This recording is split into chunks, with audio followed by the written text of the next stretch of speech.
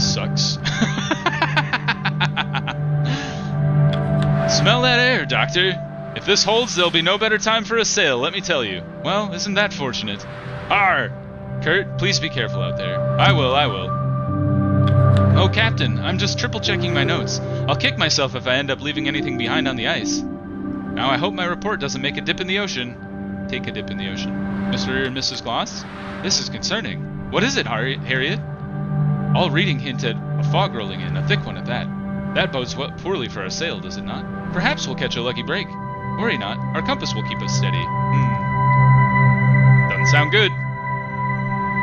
The brothers, we're heading out soon. Aye. Nervous? We have to be careful. We don't know these waters. Well, chin up. Better to look confident for the crew. And then Lefty! One more push on the land? I don't know if I've got the energy left. These old arms may break off if I try to row. Ah, well, best see to it. I hope not, Lefty. I don't want your arms to get broken off. The Med Bay. I forget how wounded works. Like, clearly the people that were wounded yesterday didn't die, so that was something.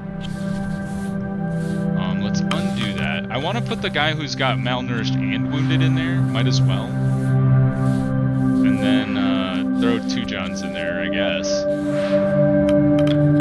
And then makeshift medical tent. Oh, sorry, the furnace.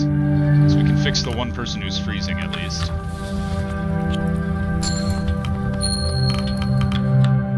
Freezing. Is there anybody else out here? Scouting post? We have nothing to do yet. Maybe Templeton will explain. Alright, enter the request tab. Take requests. There's some sunlight! Nutley? Captain, we have a few injured from the ice split.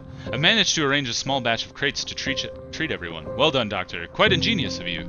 Oh, thank you, Mr. Templeton. We unfortunately won't be able to make any more comforts, but I will treat whoever I can. Ah, I didn't know that. There's certain things in this game that you wouldn't know unless you've already played it before. Captain, we've got a problem. How urgent? The bloody compasses, they don't work! That's not good. Excuse me? None of them! They've all been going haywire just after winter cleared. Mr. Hammond, we're due to set off on the water. We cannot wait on the ice a moment longer. You don't think I know that? Shit! Calm down, men. We have a clear sightline of land. We don't need the compass. Can we not wait a while longer? Step off. Every step of this expedition has been plagued with misfortune, hasn't it? You know how easy it is for the waves to turn us around? What if the fog rolls in? That's a good point. Touché. Mr. Hammond, do you have any idea what is causing the error? It looks like a case of magnetic interference, but that can't be right, can it? We've come further south than anyone in history. This may just be the case closer to the pole. We best just hope for good fortune. Hope? Great. We're sailing on bloody hope. A word, Captain? Speak your mind, Templeton. The animals. In all my years, I don't believe I've ever heard of dogs being able to sail in the Silver Seas. Have you? I'm not so sure. These mugs might be different. Very funny, Captain. He straightens himself. One of us is going to have to break the news to the kennel master. Her dogs will not be joining us on the ocean. That's my decision to make, not yours? Certainly, but you'd understand what must be done. I don't appreciate being patronized, Templeton. Oh, we lost his loyalty! Shit! My intent is not to patronize. I should be clear by now that I only have the expedition of the heart. The interest of the expedition at heart. Trust me, you've made that very clear. Good. Then it's time we inform Cordell. I'll let her know. Alright, we got his loyalty back. Whew! Close one. She's out there already. She might know. She's not stupid. The animals are eagerly trained on the penguin fillet in Cordell's hands. She notices you approach. Captain, I was hoping to speak with you. Let her continue. I understand you're going to shoot my dogs, aren't you, Captain? I want your opinion on the matter first. Is that so? She looks out across the animals. I'm no fool. We just don't want them to suffer. They've been through so much already. Let her continue. These dogs have known me their entire lives. She points at the dog tearing the fillet from its sibling. I used to carry that one around in my pocket as a pup. Do you have children, Captain? I don't. None that I know of, at least. Stanberry joins her side. I don't mean to sound cliché, Captain, but they're all I have. You have us, Cordell. Do you think some sort of found family? I fear to disappoint you, Captain. I've known you lot for several months, not the best of my months either. We can't take them on the sale. There simply isn't enough room, I know. So, what's to happen to them? One of those boats is yours, should you wish. Take it in the night, I won't stop you. They'll stay here, let nature take its course. That's kind of brutal. I think you should kill them. Back of the head, sever the spinal cord. Don't let them suffer. I'd expect the same were it me. They won't, I promise. You begin to make your leave. Robin? Yes? I'm ashamed to ask it, but I implore you this one mercy. Sure ruffles Stanberry. May I keep one? Just one? I think it's fine to take one dog. Why are we shooting the dogs? There's not enough room for them in the boats. Like, they just don't fit, I guess, with the rest of the crew.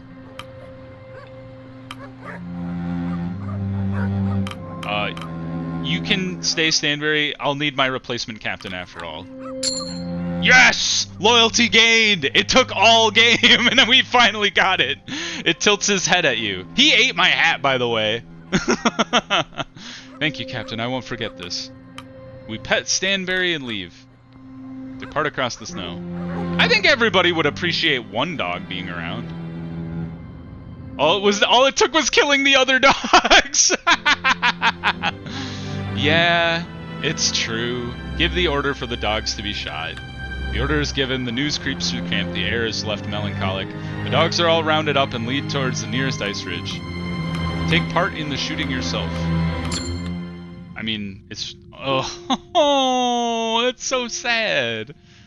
You lead the animal behind an ice ridge away from the others. The weapon is heavy in your hands. You're careful not to touch any more of its icy metal than you have to. The dog looks at you expectant. I would pet the dog, just give him a pat, and then shoot him. That's rough. I know why they put it in the game, though. It drops lifeless on the ice. Over the course of the day, the rest of the dogs are periodically brought around the ice ridge and shot by the crew. The sun glares down on the ice, mocking the day's decisions. Do you order the dog's meat to be harvested? We should. The task of skinning and preparing the animals begins. Word gets round that the task proves an adequate means for releasing the frost nip from one's fingers. Alrighty. Well, we don't have any freezing people, so I guess that doesn't help. I'm waiting for these people to just start dying right and left from their wounds. 0 out of 10 game, do not recommend. It's rough, man. Well, the temperature's going back up, thank God. That's something. Is there anything in the request tent? Doesn't look like it. Anything in the hoosh pot? I don't think so either. You're not suffering from scurvy, are you? I'm gonna just double check real quick. Nope, just malnourished. We can handle malnourished. Call the crew for dinner. Air in relative silence. Heavy air hangs over the day's decisions. Crew return to their posts. Spend your evening with someone. There's a couple people here. Is there anything else to do? Doesn't look like it. We're just like hanging out on the ice pack here. So zoom in. Let's check on Cordell. Stanberry. There. It's okay, Stanberry. Evening, Cordell. Stanberry. Stanberry stays behind their masters, softly whimpering. I'm sorry if I'm disturbing you at a difficult time. I just thought I should pry. Check in. I'm sorry. I'll leave you be. Belford, wait. I apologize. May I ask you a question? Are the dogs included in that report of yours? Well, yes, I do have them listed by name. I've taken record of their shifts, but that's about it. I don't know much of the pack beyond that. Would you like to? I can tell you how they lived. Perhaps creatures such as they are less deserving to be eulogized. I disagree. Your dogs kept the crew alive, didn't they? They have just as much claim as being heroes and explorers than any of us. And we repay them with the mercy of a quick death. It hardly seems fair, does it? White equals fine, red equals wounded, empty equals dead. These ones are gone or dead, yes. White means they're okay, red means they're wounded, green means they're malnourished.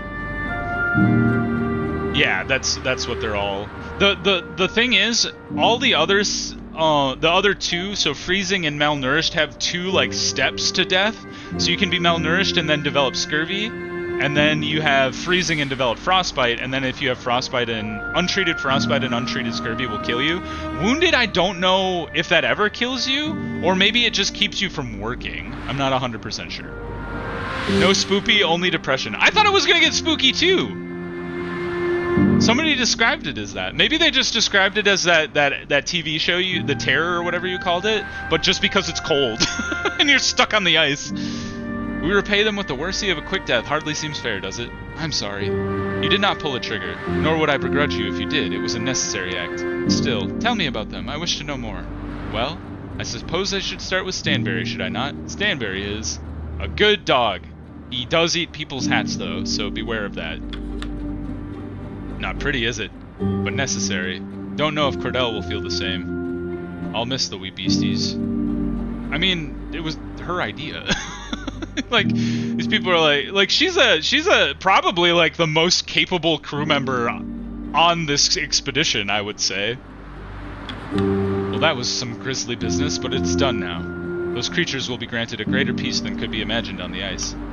I must commend you for taking part. I said I would, and I hold my word to a certain standard, Captain. Kennel Master has been even more silent than usual after this day's events, understandably so. Perhaps it best to check on her. I did check in with her. Some last-minute checks? Nah. No? Not last minute. Last-minute checks come the morning we leave. Oh, well, it doesn't hurt to be thorough. Anything can change. No chances.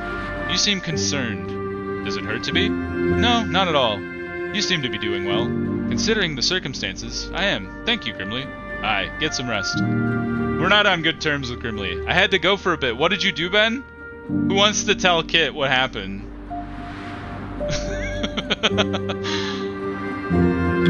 Those poor creatures. They would not have survived out here. Killing them was a kindness, and unfortunate as it is. Mostly I'm concerned for our Kennel Master. Kit just closed the stream. I didn't have a choice.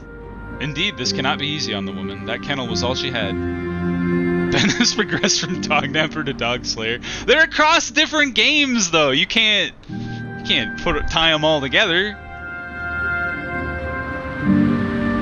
All right, well that's that. I keep checking the map like I can send people out to do something useful. End the week.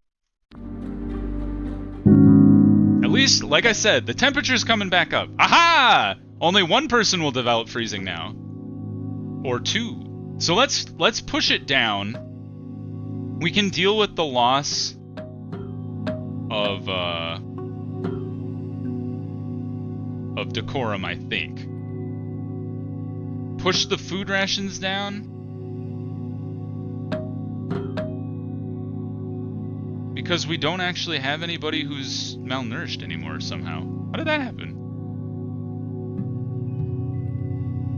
Yeah, whoa, although I don't know if we can push it that far with the loss of decorum.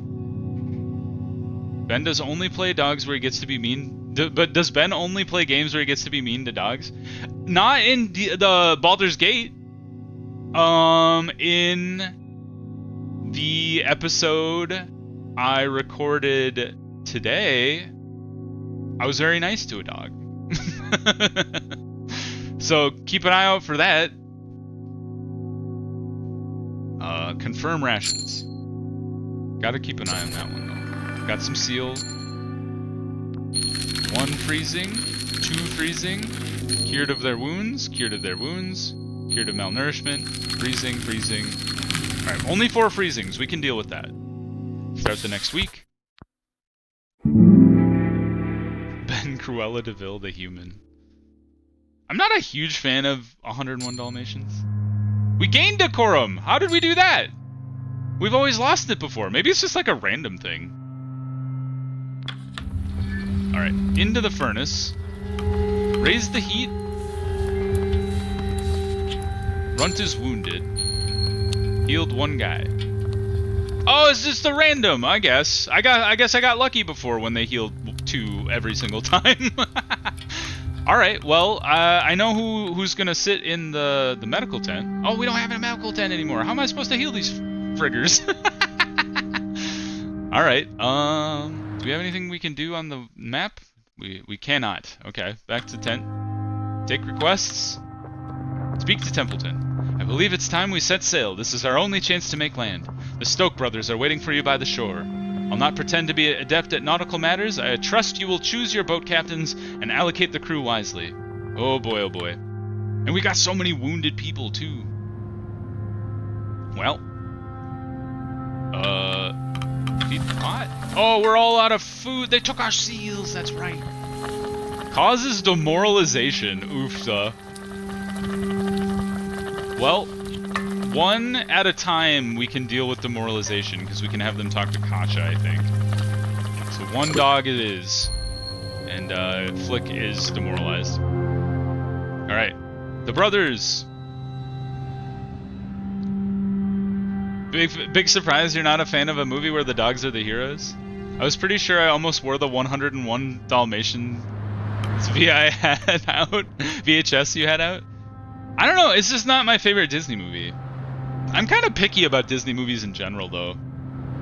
They're not my favorite. But I do like some of them. Like, throw a name out there and I'll tell you if I like it or not.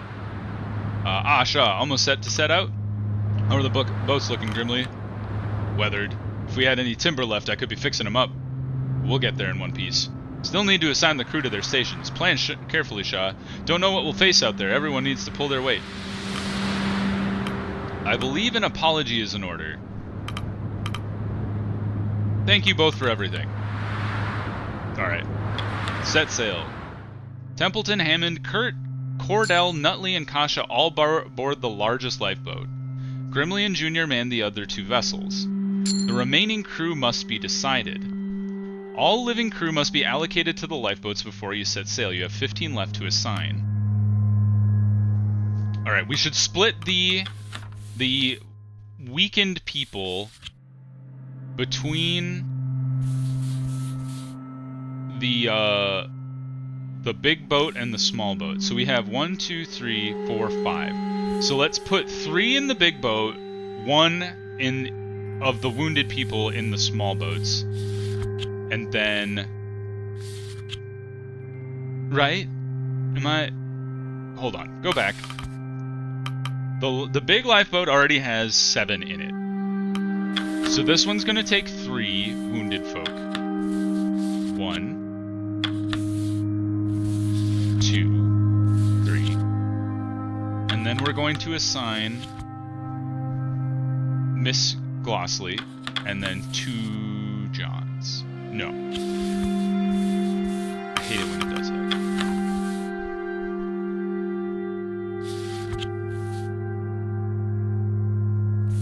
Two wounded people. I'm torn. Tarzan? I like Tarzan okay. That one's like middling.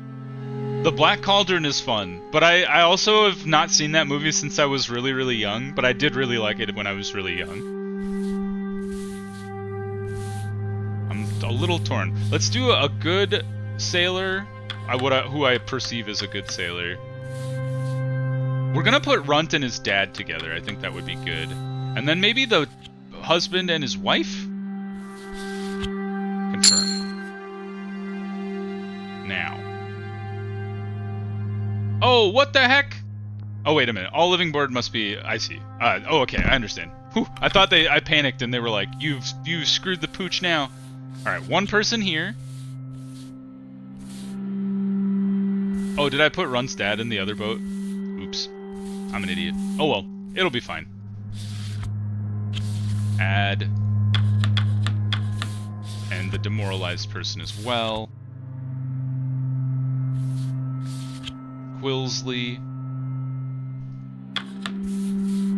So we have 2 good sailors, a wounded scout, and a wounded Timmy.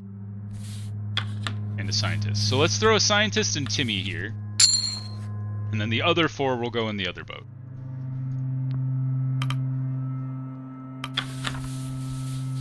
One, two, 3, 4. Okay. I think I've scattered them poorly. Robin Hood with the foxes. I like Robin Hood well enough. They board the vessel. You are now ready to set sail. I wish I had put one person over here instead, but oh well. You will not be able to return from this point, are you sure? Yes, we don't have anything else we can do. Camp is packed up and the lifeboats are prepared for sail. Everything is ready, Captain. All that is left is for you to give the word. Oh, let's get off this blasted ice. I'll see all of you on the other side. This isn't going to be easy. Keep alert. We're at the mercy of the ice and the ocean. This isn't going to be easy. Keep alert. It's 2:15 in the afternoon. For some back home, the end of lunchtime. For you, the beginning of a countdown. Consider the boats carrying you through the ice. Try to keep your mind on the mission ahead. It's hard to think. Oh, that's not what I meant. I was thinking about, like, focus on the ocean. Your past and future seem to be shrink against the glaring challenges of the ice ahead. Consider your previous sailing experience. You grip the tiller firmly. Stroke. The boats lurch forward, bobbing side to side, parting the inky waters. Stroke! You're gaining speed now. Stroke! There we go. Through the ice flow. The cadence is reached by all those rowing. The oars lift in unison. Uncomfortable for most, the crew has arranged the equipment as best they can to lift their sitting position to account for the raised edges of the boat. It's not long before Nutley begins a periodic ritual of dry heaving over the side of the boat between his turns rowing. Kasha curls over her camera, paranoid of any moisture that may enter its mechanisms. Shit, fog. We're boned. The fog finally clears to reveal the ice around. Oh, we're still together. It's a miracle. The first good luck we've ever had.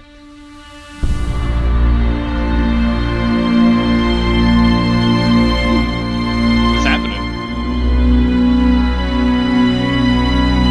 And then the sea monster rises and crushes our boat. I love the art style for this game, though. It's really cool.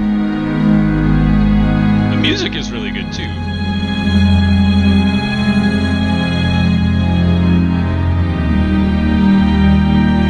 Very good game. Well done. Brutal choices, though. Especially the last one. Like, it's really good at making the game kind of help you understand, like, how desperate your situation is. Because it is just a game, so it's hard to kind of convey that.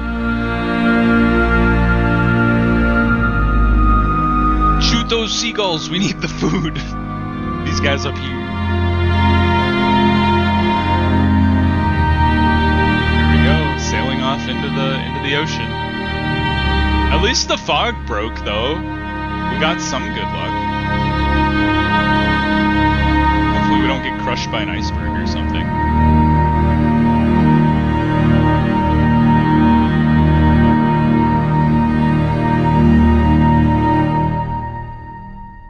And there we go. Oh! Terrifying but profoundly beautiful all at once. Continue to sail ahead. Onward. Oh, we're still on the water. By evening, you've nearly escaped the ice. The empty ocean is almost visible on the horizon. The boats lurch. Uh-oh. The smell is horrendous, though seemingly enticing to a large gathering of snow petrels. They shoot down from the sky at their leisure, scooping up a meal at a time. They're mackerel ice fish, I think. How do you know that? My father used to take me fishing whenever he could. Hammond stops rowing momentarily. Are you sure about that, kid? Because you've been puking for the year straight, at least. The doctor goes red and tries to prove he can hold it in. Kasha furrows her brow, readying the camera. What do you think it means? It doesn't mean anything. A cold current, most likely, where the ice meets the ocean. Grimly calls from his boat. It's a bad omen! Things aren't supposed to be living out here! Living things aren't supposed to be out here. Templeton grumbles to himself, something about superstition. With the birds overhead, it's nigh impossible to avoid their droppings. At least it's warmer than the snow. Ew! One finds its way into the doctor's hair! A fresh gastral purge follows suit. Kasha looks at you, uncomfortable, shielding the camera. What do you think, Captain? I'm preoccupied with sailing and being shat on, in case you hadn't noticed. I'm sure there's an explanation whether we understand it or not. Sailors have made a career of defying where people shouldn't be able to go. Grimley's no different, I'm no different. She seems satisfied with this answer, taking a photo across the water. Cordell lifts a fish from the ocean and presents it to Stanberry. The animal smells it before shying away from the food. She drops it back in the ocean and buries herself in the animal's furs. Huh. Continue to sail ahead. What's wrong with the fish? Now it's raining on us! After hours of rowing, you finally reach the open ocean. It's impossible to avoid the stinging sprays of the sea as they invade the boats periodically. Everyone is left bailing with whatever they can find. Hats, mugs, even bare hands lift out the water.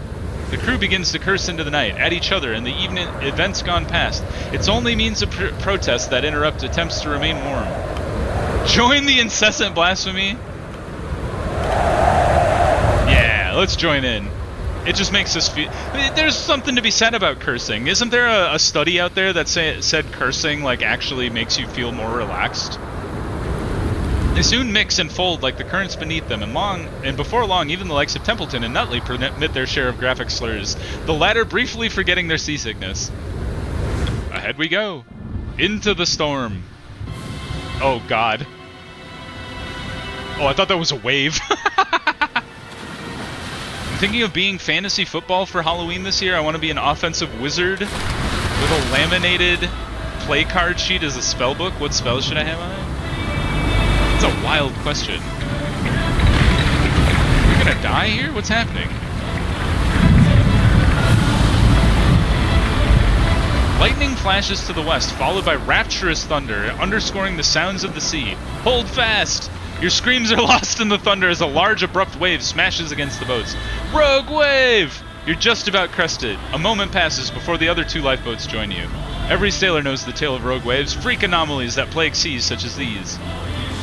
You hear singing, started by Junior. It soon infects the rest of the sailor folk, defiant against the storm. The song is about three sisters dancing to seduce a sailor. Another wave. A second larger wave hits the boats. The same again, just about. The sailors change key. Sing with them.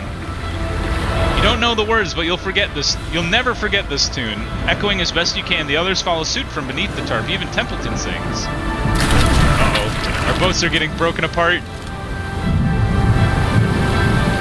The third, final, and largest of the wave hits the boats. You're lifted near vertical. Keep singing.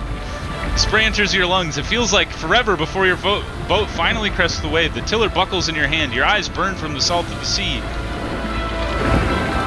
All three boats make it across. Ooh. You finally make land. Ooh, boy. That was spooky. Shotgun. That is a good one, Thomas. I like that answer. The navigator is the first to step on solid ground. He turns to the rest of you, sodden. We made it, ladies and gentlemen. Land at... Oh, he's gonna die of a heart attack! No! Oh, he got a heart attack! Kurt! You beautiful man! Before falling across the sand, the others rush to his aid. I wonder if choosing that kills him, but like makes it more likely that your boats will get through or something like that. We've finished Act 4. You look across the ocean and consider the journey thus far. Oh, that's all we do. Alas, Kurt, you beautiful bastard. Pick requests. Nutley is here. I have news about Kurt. Good news, he's not dead! He's stable, resting now, but he should be able to walk when we're through. He's stubborn, isn't he? Frankly, he was lucky that it wasn't worse for him. It sounds like his scouting days may be at an end. Absolutely, Captain, I'm telling you, by no account can Kurt partake in any strenuous activity again. He needs as much rest as possible before we make it back to land. I'm sorry, Doctor, I should have listened to you. Or, thank you, Arthur, it's good to know Kurt is okay. Indeed, I was scared for his chances. He's tough. He leaves. I mean, Kurt kinda knew what the risks were. Hammond. The carpenter sent me. Says we ought to build in some proper gravestones for the dead. The one guy who died? Can't say I disagree. I'll get to it on your order. He leaves. A proper eulogy would also be expected. It would be best if you considered your words now, Captain. This is a difficult time for all. We have progressed beyond the last known location of the Viscount. Answers to its disappearances may lie on this isle. Captain, once we're through here, I would recommend you scout the area for any sign of human activity. For safety, of course. Yeah, the cannibals will come get you when you're not expecting it. Alright, what do we got here? Ah, yes, the gravesite. Cross the ridge. Whoop. And then Hammond, approach the engineer. Okay, let's talk to the engineer. You see the engineer tinkering away at some navigational equipment with his usual sour expression. Shit! What happened to his hair? Was he always bald? Or maybe he had a hat on before. He places the equipment to the side and lets out a grunt. Damn thing doesn't work! Do you think it could be the environment? Hammond gives you a sideways glance. Maybe. Couldn't begin to know. Not like we have any bloody experience for this. Not a bloody soul has come this far south. Who knows what's ahead? Having trouble? Kurt approaches, a more noticeable limp on the man, forcing him to use his cane. What do you want? Still trying to get the compasses working again? Threatened that I might? The look on Kurt's face is one of hesitation. His eyes dart around, doing all to avoid the gaze of Hammond. Ahem, I have something to declare regarding my previous actions. Carry on, Kurt. Well, I believe that in dire circumstances, pride can often take the better of us. Stop stalling, what are you trying to say? I would like to apologize over our earlier scrap. I got carried away before, and I see it did neither of us any good. You're right there. It's not in me to hold a grudge, Hammond, least of all trapped out in this cold. Enough with the appeals, just spit it out, why don't you? We should be working together, and more importantly, I'm sorry. From the bottom of my heart, I apologize. Hammond pauses for a moment while looking towards Kurt. After that moment, he returns to tinkering with his equipment before finally speaking. Accepted. Excuse me, what was that? Apology accepted.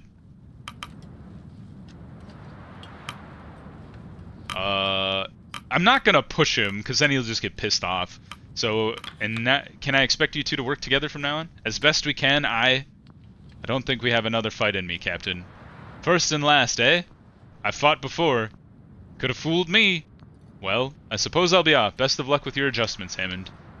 There's no chance of getting them working here. We're relying on you. I'm sure I'm a relic when compared to your machines. I'm relying on you. Ah, I see. Kurt steps away, returning to the camp at large. Alrighty.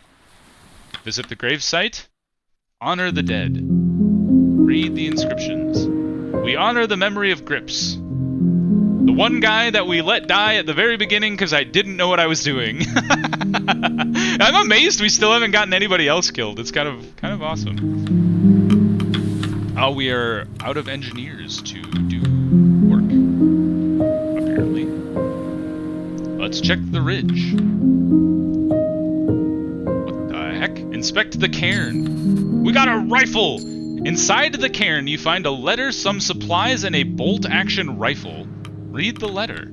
To you who finds this message, here lies the final testament of the Viscount. We made our arrival on the east shore of the island. Before moving on, we established a cabin to mark the landing point.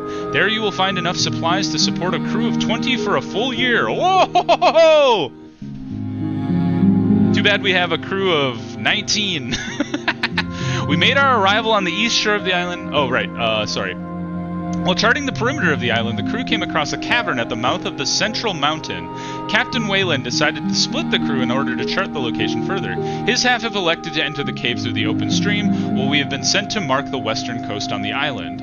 I don't trust the captain. His actions of late have been erratic and cagey. He's avoided all questions from myself and the rest of the crew. His behavior has only exacerbated since encountering the cave. Enclosed is an instrument that may be needed in some time. If you find said instrument to be missing from this cairn, then you will know the worst has occurred.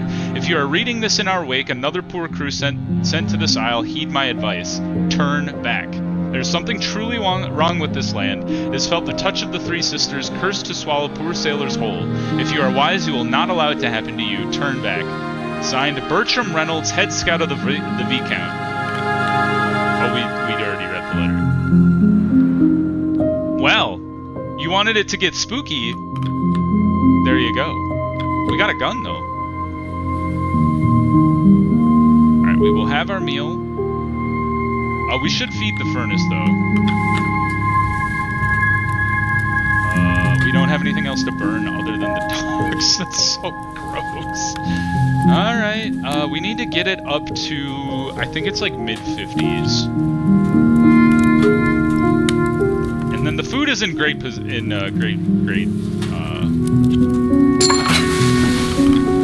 condition, actually. So let's have a meal. Cave cannibals, are we finally getting spoopy season?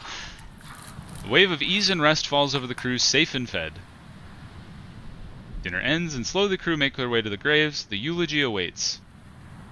Let's talk to Dr. Nutley. Nutley approaches you. Captain, we've come a long way, haven't we? Not much longer now. You've grown quite a lot in that time, Nutley. Have I? Am I any taller? Before we move on, he's got a sense of humor now. He's a funny man. There's something I have to confess, something I've carried on my back this whole time. The real cave cannibals were the friends we made along the way. Don't say that. When we run out of food, we're doomed. I don't feel right keeping it from you any further, so I allowed Captain Hunt to abandon us. You bastard! I'll have you tried for this! Nah, I mean, if he wanted to leave, it was gonna be... It's not that good. Explain. When the ship was going down, I saw him. I watched as he grabbed his supplies and began to take off onto the ice. He saw me, but didn't say a word. He knew I was too spineless to do anything. I couldn't even bring myself to tell anyone. He was right. I was too spineless. Until now, at least. And now you know. I mean, like I said, he was gonna bail if we stopped him. What were we gonna do? Throw him in the brig? Learn from this and move forward. I should have known better before, but you're right. I'm sorry, the truth had to come out. Do what you will with this information. I'll accept anything you decide, Captain. Nutley walks off, returning to his tent. Let's talk with, Templeton. Captain, we've escaped the ice. We're on land. We're so close now, Shaw. So very close. I feel like this guy knows about the cave. He's gonna cause trouble. We both saw that cairn, Captain. Traces of the expedition which came before us. Shaw, I believe we can still find the Viscount. Our mission can continue. Why is this ship finding so important to you? Because some things are greater than the lives of the individual. I've chosen to live by that philosophy my entire life. Career. Can you imagine like a 5-year-old? For the greater good.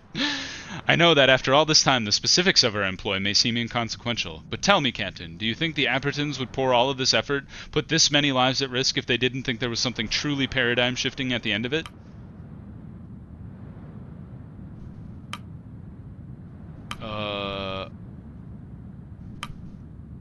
We still have a mountain to ascend before making the choice concretely. Ask me then. Very well. We can discuss this further once we traverse this mountain. He stops and turns before leaving. One last thing. What happened to your captain's hat? The dog ate it. He leaves. The dog did eat it! I didn't want him to eat it. I thought it was funny to have the dog take my hat, and then he chewed on it, and I was like, you've betrayed me. Captain, is there something I should be made aware of?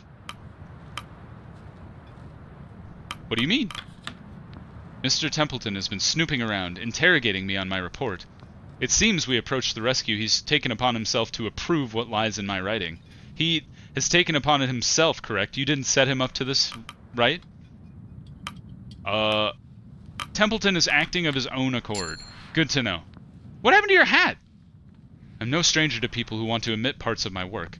I saw it plenty while covering the riots, but I have no intention of censoring this report. A story not based in the truth is worthless. If I have to leave parts out or fabricate others, then what was it a story worth telling in the first place? You could always gloss it up a little. You turn your head to see Kirch approaching, apparently having eavesdropped on the conversation. What do you mean?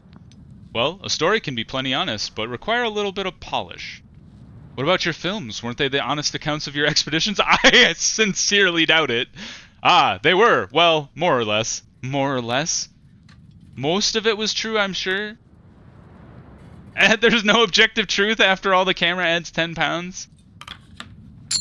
Oh, I thought I was going to get both of them with that. Then I must have eaten quite a few cameras in my time. Har! Kasha does not appear amused. I doubt the existence of lens distortion gives right to omit from my report. You're right, Kasha. Kurt shouldn't suggest you lie about this expedition. Oh man, we're just flip-flopping the loyalty here. I'm suggesting nothing of the sort, but I'm no stranger to the world of show business. What I do isn't show business, Kurt. It's journalism. She's got a point. It's not a show. She's telling a story. I've been around both long enough to know they're one and the same. You should hear some of the tabloid rumors I hear about myself in my time. I'm aiming to be better than the gutter press, Kurt. You've been part of countless documentaries. Surely you would care about presenting the facts. The facts are not immune to artistic license. I can't believe what I'm hearing. I'm sure Kasha has no need to lie in order to paint this crew positively. Do you wish us to omit your fight with Hammond? Of course not. I fully own up to that spot of immaturity. I won't deny it. What year is this set? It's like it's not Earth, but I'm assuming it's like the 1800s. Like when did Ernest Shackleton go to the South Pole? That time. Why are you suggesting this, Kurt? I just feel that we braved so much, we deserve somewhat flattering write-up, so perhaps some omissions are necessary. Such as what? Many of this crew come from backgrounds best not shared with the public, and more has happened here that should remain on the ice. If perhaps a member of the crew had an unexpected health issue that made them appear weak. Are you asking me to omit your heart attack? Prevent it didn't happen? I'm not asking you anything. I simply suggest that people won't want to hear anything about anything like that.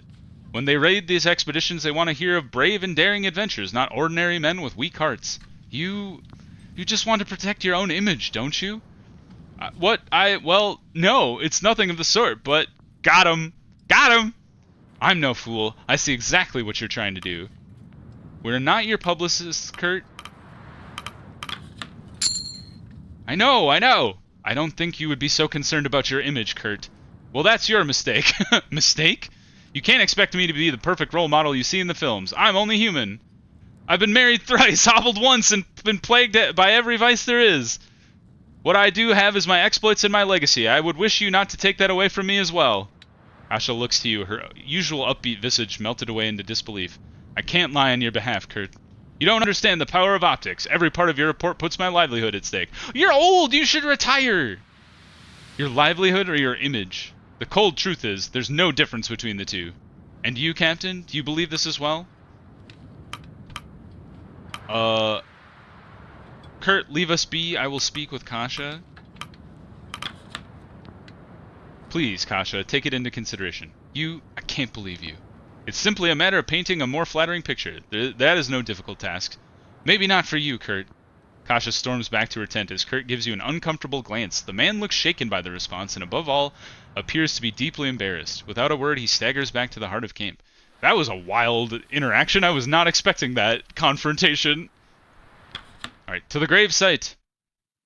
Read the eulogy. The crew are called together before you. You tentatively lift yourself onto a crate. Hushed whispers roll through the audience. Kasha readies her ledger and pencil. Then they once again await your next words. How will you deliver them?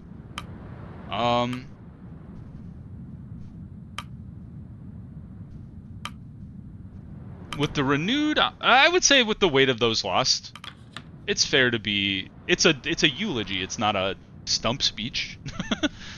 The loss hangs on your words. You dare not speak with acknowledgement of exactly that. The crew look to you, miserable, the scars of the sail past exposed under the light of day.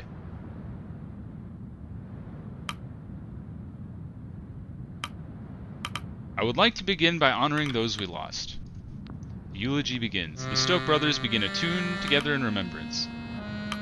Read out the names. Include the names of Rufus Hunt and the missing crew of the Temperance. Who is Rufus Hunt? Oh, it's the captain, duh. You recite the names and stations of all those lost to the ice and ocean. Each individual name seems to sting different groups of the crew. By the time you're finished, not a single soul is left without their affecting moment. Include the names of the lost dogs. This perks Cordell's attention. May all be granted their rest. The game is inspired by the Arctic and Antarctic expeditions from the mid-1800s and early 1900s.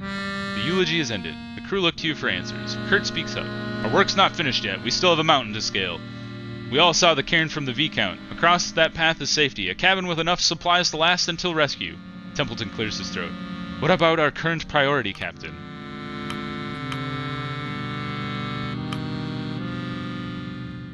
No matter what, we will scale that mountain. We know our next course of action from there. Kurt gives a nod. The assurance of solid ground seems to stir those listening. Yes! Plus 50 decorum! Well said, Captain. Indeed. Well, we don't have much time. Best be moving on. Back to work. The crew are granted the time they need before eventually disperse, returning to their roles at camp.